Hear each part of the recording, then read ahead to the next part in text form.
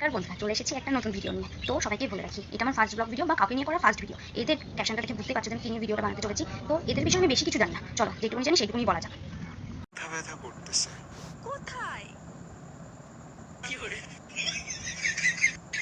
क्यों ना हो जाए लेकिन तुम मुझसे कभी दूर मत होना बाबू।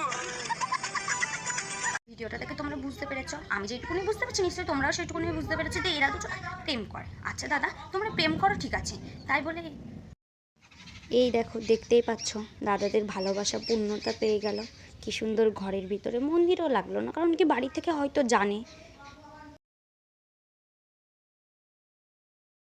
এবার আসি সেই মেন পয়েন্টে, যেটা নিয়ে আমি ভিডিওটা বানাতে চেয়েছি। তো কথাটা হলো, তোমরা বিয়ে করলে তার উপরে এখন কি বলছো যে তোমরা প্র্যাঙ্ক করছো। কাদের উপরে প্র্যাঙ্ক করছো নাকি আমাদের উপরে করেছো। তারপর তোমার মেন প্র্যাঙ্কটা করছো কার উপরে? তোমার বন্ধু সৌমর উপরে। তাও মানছি। আচ্ছা তোমরা যদি হিন্দু হয়ে থাকো, তোমাদের কি খুব দরকার ছিল যে একটা সিঁদুর নিয়ে ছেলে খেলাম করা? সিঁদুর নিয়ে তোমরা ছেলে খেলাম করলে আবার কি বলে যে ঠিক আছে সিঁদুর না। আচ্ছা আমি সেটাও মানছি সিঁদুর না, তাহলে তোমাদের এই প্র্যাঙ্ক ভিডিওটা করার কি দরকার ছিল? ফেমাস হতে চাও, খুব দরকার ফেমাস হওয়া। অন্য কোনো ভিডিও বানিয়ে ফেমাস হওয়া যায় না? সবশেষে কি বিয়ের ভিডিওটাই তোমরা বেছে নিলে? হ্যাঁ,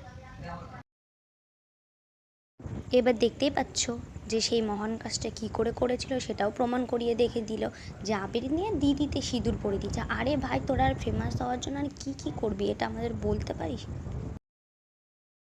বিশেষ করে এত কিছু দেখার পর আমার আর কিছু বলা নেই। যদি তোমাদের ভালো লেগে থাকে বা যদি জিনিসটা নিয়ে খারাপ লেগে থাকে বলো। কারণ কি, আমাদের হিন্দু সমাজের ভিতরে একটুখানি সিঁদুর কপালে ওঠার জন্য অনেক কষ্ট করতে হয়। একটা সিঁদুর দোকানে কিনতে পাওয়া যায় ঠিকই, কিন্তু সেই সিঁদুরটা কপালে কিন্তু সহজে ওঠে না। তাই আমি সবার কাছে অনুরোধ করবো, তোমরা ভিডিও বানাচ্ছ বানো, কিন্তু বিয়ে নিয়ে কোনো ছেলে খেলামও করো না। যদি আমার কথা খারাপ লেগে থাকে তা তোমাদের কাছে আমি ক্ষমাও চেয়ে নিচ্ছি। কিন্তু যদি এইটা আমি ঠিক বলে থাকি, তাহলে তোমরা দয়া করে এরকম ভিডিও কেউ বানিও না, যেটা নিয়ে নিজেদের সমাজের উপরে খারাপ একটা প্রভাব পড়বে।